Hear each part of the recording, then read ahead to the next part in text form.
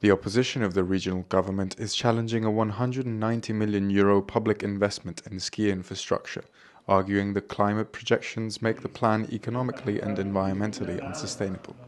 Sì, noi crediamo che si debba guardare al futuro,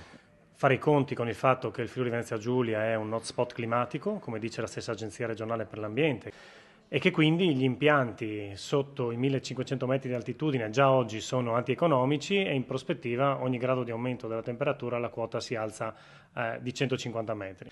Negli ultimi 3 anni sono stati programmati investimenti sulle piste da sci in Friuli Venezia Giulia per 190 milioni di euro.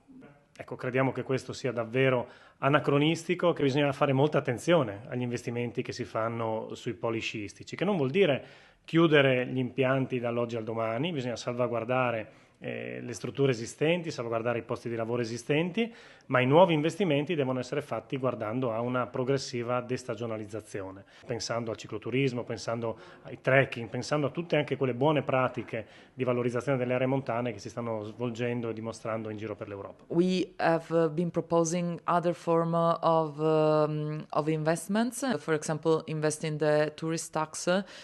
in order to do some works about mitigation and adaptation projects, and also to change the paradigm about tourism consumption.